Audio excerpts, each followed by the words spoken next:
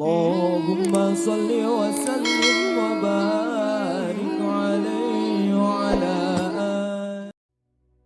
Dan telah kita uraikan di pertemuan yang lalu bahwa nama Al-Fatihah bukan sekedar nama yang kemudian diberikan untuk memberikan isyarat bahwa surah ini adalah sebagai pembuka dalam mushaf Al-Quran dari urutan surah 114 surah itu, juga bukan sekedar surah pertama yang dibacakan dalam salat ketika kita bertakbir dan membaca iftitah, kemudian membaca surah. Yang kedua, Al-Arba'in An-Nawawiyah dari 42 hadis disebutkan pada hadis nomor kedua, dan dikhususkan oleh sementara ulama dengan satu jilid khusus saking pentingnya hadis ini dengan nama hadis Jibril.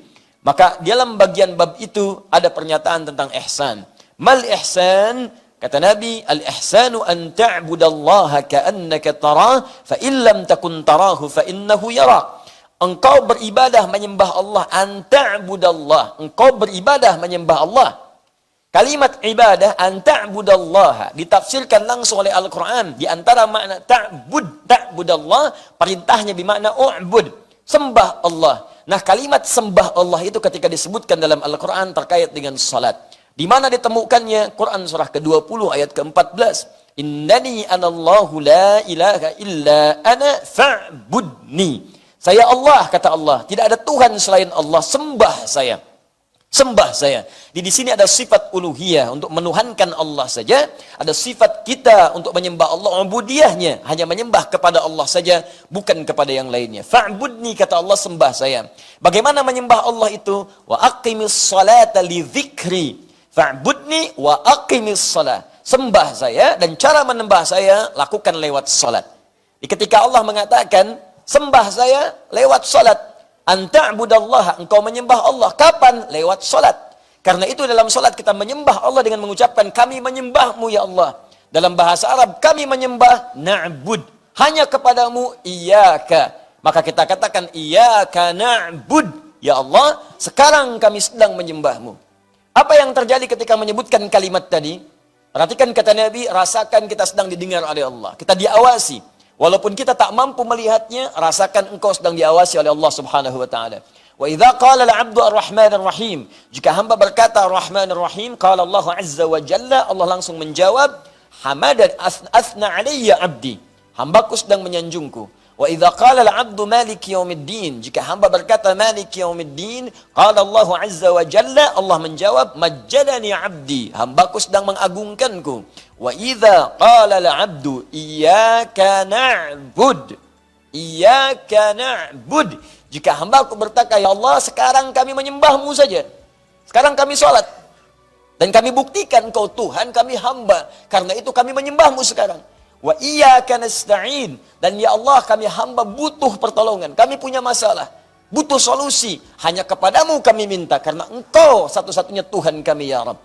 Maka apa yang terjadi dalam bacaan itu? Qala Allah azza wa jalla, langsung dijawab oleh Allah subhanahu wa ta'ala, hadza baini wa baina 'abdi, inilah yang aku maksudkan perjanjian antara aku dengan hambaku. Wali 'abdi, kalau hambaku benar bacaan Al-Fatihahnya sampai di sini, dari awal salat sampai bacaan ini, masa'ala, apapun yang dia minta sekarang, aku akan kabulkan. Apapun yang dia minta saat ini, aku akan berikan.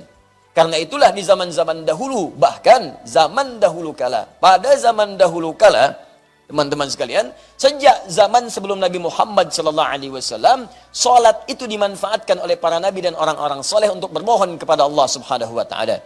Karena itu Nabi Isa alaihi salam salat, Quran surah 19 ayat 31 sampai 33.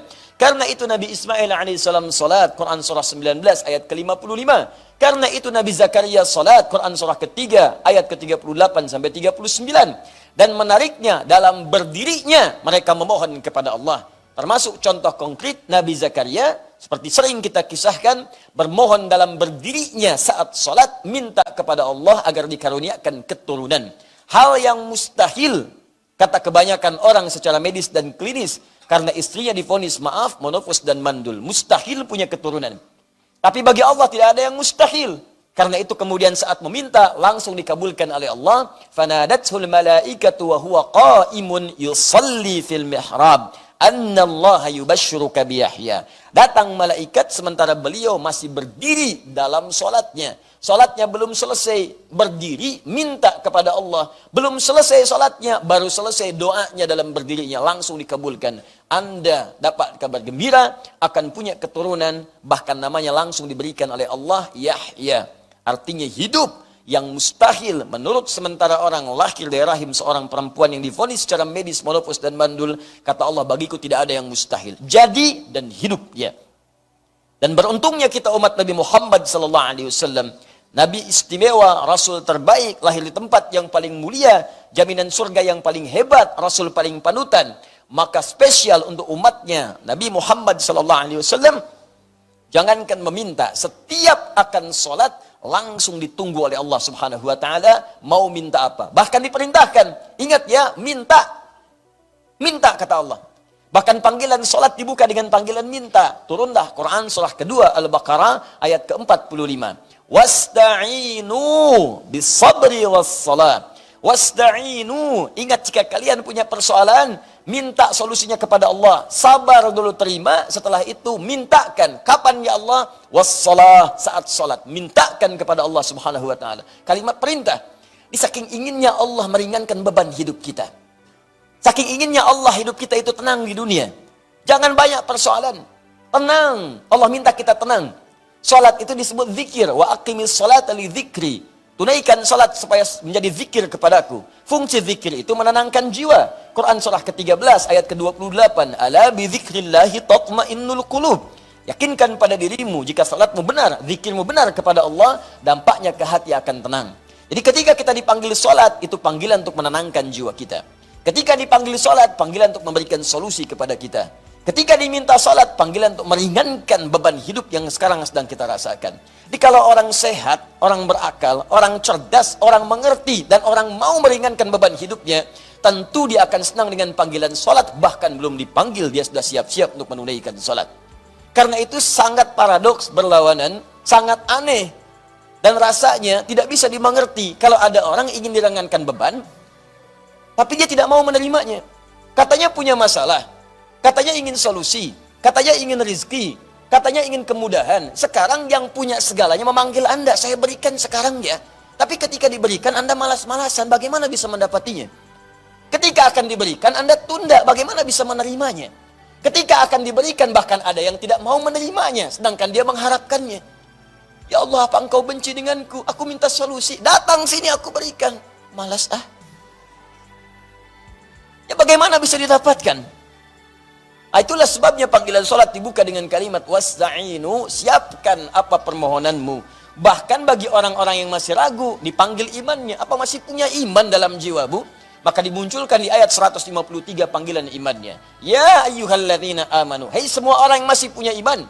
Apakah imannya lemah? Ataukah imannya standar? Imannya kuat? Dipanggil dengan ya. Disebutkan 361 dalam Al-Quran. Nida'ul qarib, nida'ul mutawassit, nida'ul ba'id. Panggilan untuk merasa yang dekat dengan Allah, panggilan merasa yang setengah-setengah dengan Allah, atau panggilan bagi orang yang merasa jauh dengan Allah, tapi masih merasa punya iman dalam dirinya.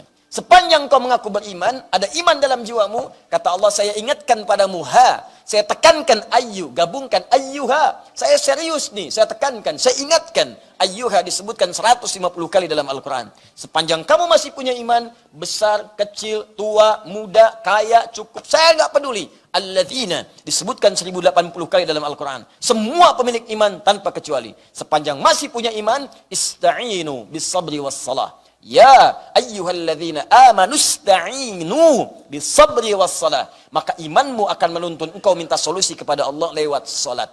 Jadi kalau ada orang punya persoalan, dipanggil salat masih nggak mau salat, patut dipertanyakan orang itu masih punya iman atau tidak. Karena itu bertakwalah kepada Allah Subhanahu wa taala ketika mendengar panggilan azan, yang harus kita hadirkan dalam benak kita bukan beban. Kalau beban itu capek. Allahu akbar, Allahu akbar. Yang teringat fitness, beban barbel. Ya berat gitu kan. Tapi kalau kita bayangkan solusi, Masya Allah. Allahu akbar, Allahu akbar. Gajian. Allahu akbar, Allahu akbar. Lamaran diterima. Allahu Akbar, Allahu Akbar. Tender menang. Allahu Akbar, Allahu Akbar.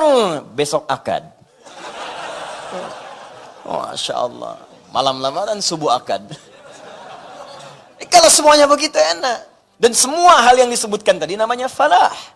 Falah, kemenangan, kedamaian, kebahagiaan, ketentraman, kejayaan, falah. Hayya 'alas shalah. Kenapa salat? Hayya 'alal falah. Ayo dapat.